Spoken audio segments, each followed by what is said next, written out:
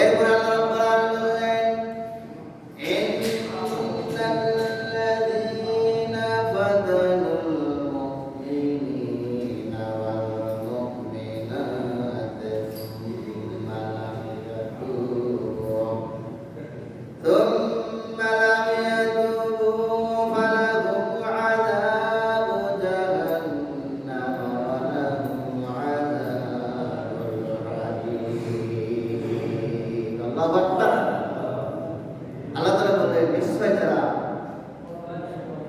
মুমিন নর নারীর উপরে নির্যাতন করেছিল, নিপীড়ন করেছিল, অন্যায়ভাবে জ্বলন্ত আগুনের মধ্যে পুড়িয়ে দিয়েছিল, এত নির্যাতন করেছে, মায়ের কোলে শিশু সন্তান কাঁদছে, তারপরেও তারা রেহাই দেয় নাই। এই জন্য আল্লাহ তাআলা বলেছেন, তারা এত নির্যাতন নিপীড়ন করেছে এবং বাদশা তাদের বাদশা সুম্মা লাম ইয়াতুবু, এত নির্যাতন করার পরেও তারা তওবা করে না, আল্লাহর প্রতি ফিরে আসে নাই। জানি মুমিন মুত্তাকি মানুষদেরকে যদি মানুষদেরকে জাহান্নামের মধ্যে তারপরেও তারা ফিরে আসে না। আল্লাহ তাআলা বলেন, লাহুম আযাবু জাহান্নাম ওয়া লাহুম আযাবুল হারিক। আমি তাদের জন্য এমন যন্ত্রণাদায়ক শাস্তির ব্যবস্থা করেছি, তাহলে অবশ্যই তারা তওবা করে আমার দিকে ফিরে আসতে পারে। আল্লাহ পাক যে সমস্ত মানুষরা ঈমান এনেছিল, তারা আল্লাহর পক্ষ থেকে সুসংবাদ পাবে জান্নাতে। কিসের?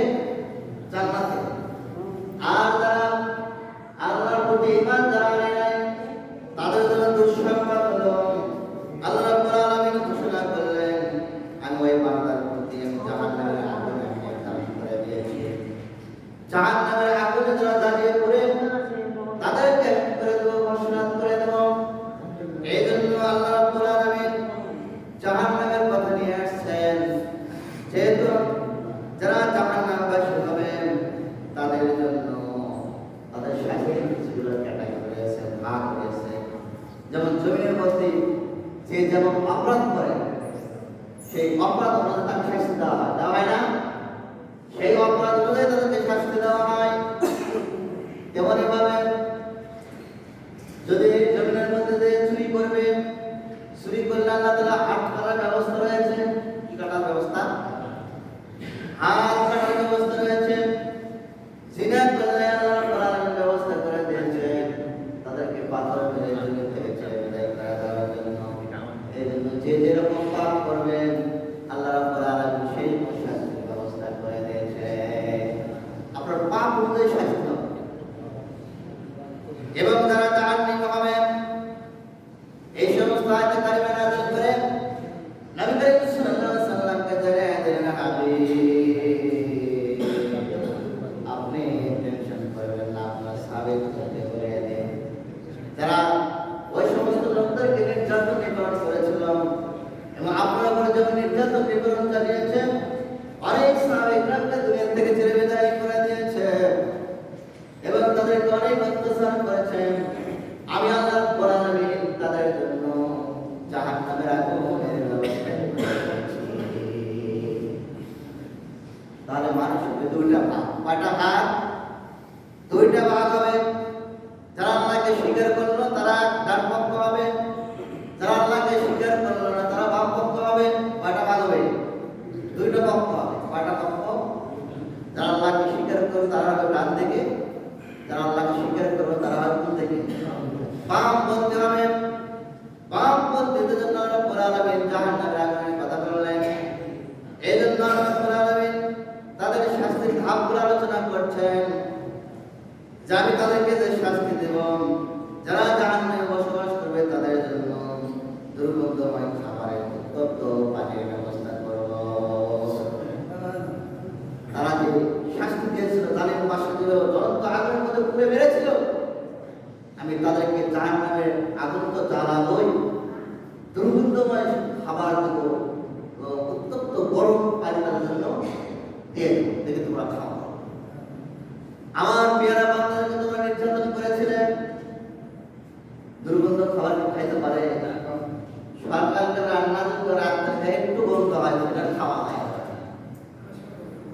আর গরম পানি তো কথাই নেই, আমাদের শরীরটা এত দুর্বল, গরম সহ্য হয় না, ঠান্ডাও সহ্য হয় না, এমন দুর্বল আল্লাহ সৃষ্টি করেছেন যে বেশি গরম হলে আমরা সহ্য করতে পারি না। পারি নাকি? শীতকাল আসলে আমরা অনেকে ওষুধ ব্যবহার সহ্য করতে পারি না, এত দুর্বল শরীর। তাহলে জাহান্নামীদের জন্য দুর্গন্ধময় খাবার উত্তপ্ত গরম পানি আটকে দিবেন, আল্লাহ পাক দিয়ে দিবেন যে বান্দা যারা আমার পেয়ারা বান্দা আমাকে স্বীকার করেছিল, তাদেরকে তোমার নির্যাতন করেছিলেন, কয়েকটা দিন সবর করো, যখন তোমাদের জীবনের হায়াতটা শেষ হয়ে যাবে, কবরে যখন বাসিন্দা হয়ে যাবে, তখন বান্দা তোমার খেলা শুরু হবে। কিভাবে অন্যায় অত্যাচার করেছে যারা ইসলামের পথে ছিল, ইসলামের পথে ছিল, অন্যায় তাকে হত্যা করেছে, শহীদ করে দিয়েছ, তোমরা বুঝতে পারো কবরের বাসিন্দা হয়ে যাবে। এখন আমরা বুঝতেছি না, রক্তের গরম, টাকা পয়সার গরম, সম্পদের গরম, সন্তানের গরম, বিভিন্ন গরম আছে না, বিভিন্ন গরম রয়েছে। এই গরমেতে আমরা আখিরাতকে ভুলে গেছি। কি ভুলে গেছি? আখিরাতকে ভুলে গেছি। এরপরে জাহান্নামের ব্যক্তিদের জন্য শাস্তির ব্যবস্থা করেছেন আল্লাহ রাব্বুল আলামিন। বলেছেন তাদের মাথায় উত্তপ্ত গরম পানি দেওয়া হবে, আর গরম পানি খাবার দেওয়া হবে, এবং মাথায় যখন গরম পানি তখন ঢেলে দেওয়া হবে, তখন তার অবস্থাটা কি হবে? পরম দৃশ্য, জাহান্নামের ব্যক্তিরা বারবার আল্লাহ তাআলাকে ডাকতে বলবে আল্লাহ, আর একটা বার আমাকে পাঠিয়ে দাও, আমি সারা জীবন আপনার গোলামের কথা শুনতে করব। আল্লাহ রাব্বুল আলামিন বললেন বান্দা শোনো, আমার সুন্নাহ হলো জীবন দিয়েছি, মৃত্যুর পর আর ফিরে যাওয়ার কোনো সুযোগ নাই, ফেরার কোনো সুযোগ নাই। শাস্তি ভোগ করতে হবে কেমন? অনন্তকাল পর্যন্ত তোমার জন্য চিরস্থায়ী আমি জাহান্নামের ব্যবস্থা করে দিয়েছি। এরপর আল্লাহ রাব্বুল আলামিন জাহান্নামী যারা হবে তাদের জন্য আল্লাহ রাব্বুল আলামিন অগ্নি নির্মিত অর্থাৎ আগুনের ব্যবস্থা করে দিবে। তাহলে আগুনের দাও, আগুনের যে স্বাদ হয়, আপনি দাঁড়াবেন কোথায়? দাঁড়ানোর সুযোগ আছে? দাঁড়ানোর কোনো সুযোগ নাই। এই জন্য নবী সাল্লাল্লাহু আলাইহি ওয়াসাল্লাম বলেছেন জাহান্নামের আগুন 70 ভাগের 1 ভাগ বন্ধ করে জমিনের মধ্যে দেওয়া হয়েছে, আর জাহান্নামের আগুন 3000 বছর জ্বালানো হয়েছে। 3000 বছর, 3000 বছর জাহান্নামের আগুন জ্বালানো হয়েছে। যখন জাহান্নামের আগুন 1000 বছর জ্বালানোর পর তার রংটা হয়ে গেল লাল। কি রং ধারণ করছে? লাল রং ধারণ করেছে। আবার যখন আর 1000 বছর যখন জ্বালানো হলো, জাহান্নামের আগুনের রং হয়ে গেল সাদা। তারপর যখন আর 1000 বছর জাহান্নামের আগুন যখন জ্বালানো হলো, এই জাহান্নামের আগুনটা হয়ে গেল শ্বেত কালো বর্ণ, কালো অন্ধকার রূপ ধারণ করবে। যে জাহান্নামের আগুন সহ্য করার মতো আমাদের কোনো শরীর নাই। দুনিয়ার মধ্যে এই আগুনে যদি আগুন লেগে যায়, আস্তে আস্তে পড়তে পড়তে কিন্তু চলে আসে, আর জাহান্নামের আগুন জ্বালা পোড়া শুরু করবে, আপনার অন্তর থেকে শুরু হয়ে যাবে। তো অন্তরে যদি আগে জ্বালা পোড়া শুরু হয়, তখন কত যন্ত্রণা হবে। আবার বন্ধুগণ, এরপরে জাহান্নামে যারা হয়ে যাবে তাদের মুখমণ্ডলে অগ্নিশিখা, অগ্নি মুখে দেওয়া হবে, আগুন দেওয়া হবে।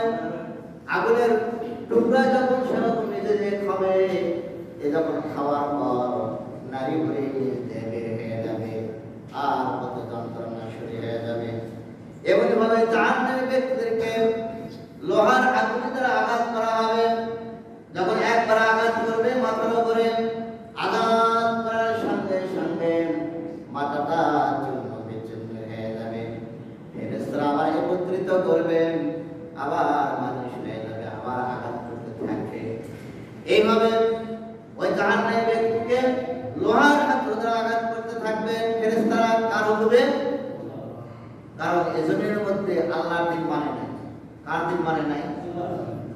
আল্লাহর দিন তারা গ্রহণ করে নাই। তাগুতের আইন অনুযায়ী জীবন পরিচালনা করেছেন। এমনি ভাবে 6 নম্বরে জাহান্নামে ব্যক্তিকে শাস্তি দেওয়া হবে। বিষাক্ত সাপ দর্শন করবে। জমির মধ্যে একটা ঘরের মধ্যে সাধারণ একটা যদি সাপ বের হয়, আপনাকে নিজেকে বাঁচার জন্য আমার ঘর থেকে বের হয়ে যায়, তাই না? কিন্তু ওই কবরে যখন যাবো, সাপ যখন আল্লাহ পাক দিয়ে দিবে, বের হওয়ার কোনো সুযোগ আছে? বের হওয়ার কোনো সুযোগ নাই। এই জন্য হুঁশিয়ার সাবধান। যত বছর যে কয়েক বছর আমরা জীবিত থাকবো, সব সময় আল্লাহকে স্মরণ করব, কোরআন সুন্নাহ মোতাবেক জীবন পরিচালনা করব। নইলে কিন্তু ভয়াবহ শাস্তির ব্যবস্থা করেছেন কে? আল্লাহ পাক ব্যবস্থা করেছেন। এই জন্য নামাজ কাজা করা যাবে না। কি যাবে? নামাজ কাজা করা যাবে না। নামাজ কাজা করলে নবী করিম সাল্লাল্লাহু আলাইহি ওয়াসাল্লাম যখন মেরাজে গেলেন, দেখলেন ফেরেশতারা একজন মানুষকে তার মাথার উপরে লোহার হাতুড়ি দ্বারা আঘাত করছেন, মাথাটা চূর্ণ বিচূর্ণ হয়ে চলে গেছে। ফেরেশতা আবার একত্রিত করে আবার তাকে জীবিত করেছে। নবী করিম সাল্লাল্লাহু আলাইহি ওয়াসাল্লাম ডাক দিয়ে বললেন, জিবরাইল, এই ব্যক্তিকে এত শাস্তি দেওয়া হচ্ছে, তার কারণটা কি? জিবরাইল ডাক দিয়ে বললেন, ইয়া রাসূলুল্লাহ, ইয়া হাবিবাল্লাহ, জমিনের মধ্যে থাকাকালীন এই বান্দা আপনার আল্লাহর হুকুম নামাজ পড়ে নাই, সারা রাত খেলা দেখেছে, শেষ রাত্রে খেলা দেখে ফজরের নামাজ নাই। কথাটা ঠিক কিনা? কথা বলেন না? সারা রাত খেলা দেখেছে, 3টার দিকে খেলা শুরু, কোন সময় 1টার দিকে খেলা শুরু। খেলা দেখতে দেখতে ফজরের আজান আগে ঘুমিয়ে গেছে, ফজরের নামাজ নেই। আচ্ছা নাকি? কি অবস্থা শুরু হয়েছে? বাপ বেটাকে বলছে, সন্তান বাবাকে বলছে, বাবা 3টার দিকে আমাকে ডাকে দে। কিন্তু কোন সময় তা পায় না, বাবা ফজরের সময় আমাকে একটু ডাকে দে। কি বলে? এমন সন্তান আমরা তো এর করেছি, খেলার জন্য ডাকছি, বাবা 3টার দিকে খেলা শুরু হয়েছে, কিন্তু ফজরের নামাজের সময় ডাকার কোনো খবর নেই। সন্তানরা ঘুমেছেন, স্ত্রী ঘুমেছে, পরিবার সবাই ঘুমিয়ে রয়েছে। দেখবেন যে এখন খবরের বক্তর সময় দেখবেন আগে ছিল, আমি দেখেছি 5-7 কাতা, এই খেলার সময় দেখবেন যে 1 কাতা 1.5 কাতা, কোন সময় কাতাই নেই। ওই মুসল্লি কিন্তু আছে বাড়িতে। তার চিন্তা করেন নামাজ কাজা করা, নামাজ কাজা করা যাবে না। নামাজ কাজা করলে আল্লাহ রাব্বুল আলামিন অ্যাকশন শুরু করে দেবেন মৃত্যু আসার আগ পর্যন্ত। মৃত্যু থেকে অ্যাকশন আপনার শুরু। আপনার মৃত্যুটা ভালো হবে না। আপনি যখন বেনামাজ হয়ে যান, বেঈমান হয়ে যখন মারা যাবে, আপনার মৃত্যুটা কি হবে না? ভালো হবে না। আর ভালো না হলে, কালেমা যখন মুখে না আসে, তখন আপনি কবরে গেলে কি হয়ে যাবে? এটা শুরু হয়ে যাবে। আমার বন্ধুগণ, এই জন্য নামাজের সন্তান তৈরি করতে হবে, নামাজের স্ত্রী বানাতে হবে, নিজে আগে নামাজ পড়তে হবে। কথা বলেন ঠিক কিনা? কথা বলেন না? আগে নিজে নামাজ পড়তে হবে, তারপরে সন্তানদেরকে নামাজের হুকুম দিতে হবে, স্ত্রীকে নামাজের হুকুম দিতে হবে। আপনি সংসারের মধ্যে একটা কাজ যদি সন্তান ঠিক মতো না করে, আপনি কিভাবে আঘাত করেন ওই সন্তানকে? মারেন না? মারেন। কিন্তু আপনি পিতা হয়ে, আপনি মা হয়ে আপনার সন্তানদেরকে কয়দিন ব্যাধের আঘাত করেছেন আমাদের জন্য? এমন বাপ কি আমরা হতে পেরেছি?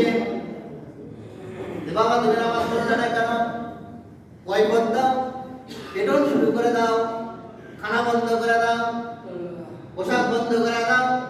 তাহলে ওই সন্তানটা তাকওয়াবান হবে, পরেশগারী হবে, দিনদারি হবে। যে অবস্থায় থাকুক না কেন, ফজরের নামাজ কাজা করবে না। ফজর ঠিক কিনা? তাহলে জাহান্নামীদের জন্য বিষাক্ত সাপের ব্যবস্থা করবেন কে? আল্লাহ রাব্বুল আলামিন এমন সাপ দিয়ে দিবেন, পালানোর কোনো সুযোগ থাকবে না, কবর থেকে আযাব শুরু হয়ে যাবে। এরপরে জাহান্নামী ব্যক্তির জন্য আসমান জমিনের মধ্যে ফাঁকা জায়গা, এমন মোটা, তার দেহের অবস্থা মোটা করে দেবে। ব্যক্তি তা করতে পারবে না, সরতে পারবে না। এবং গরম দেওয়া তাই করবে, আযাব দেওয়া হবে, ঠান্ডা দিয়ে আযাব দেওয়া হবে। আল্লাহ রাব্বুল আলামিন 7টা জাহান্নাম তৈরি করেছেন। কয়টা? 7টা জাহান্নাম তৈরি করেছেন।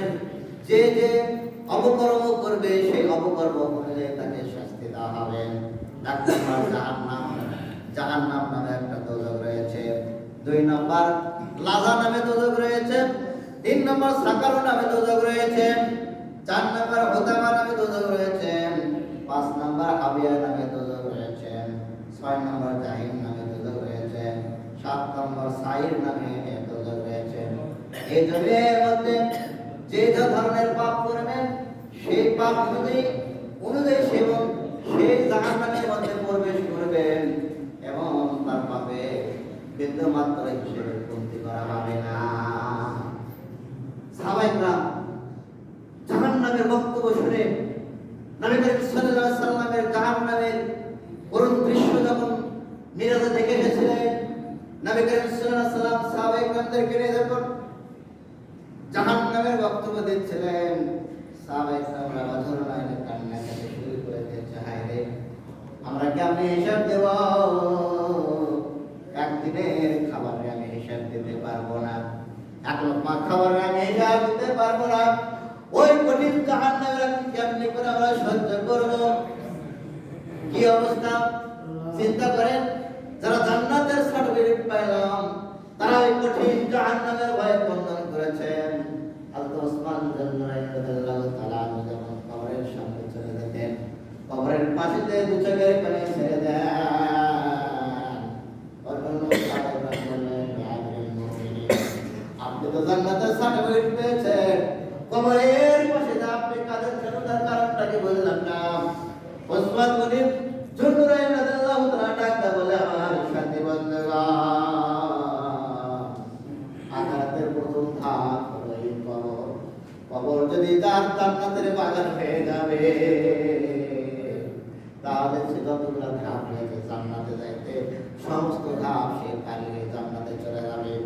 আর যদি ওই কবর বাসিন্দা কবর দেওয়ার পরে যদি চতুর্দিক থেকে মাটি যখন চাপা দেবে, আযাব যখন শুরু হয়ে যাবে, নির্ঘাত কবরবাসী বুঝতে পারবে, হায় রে,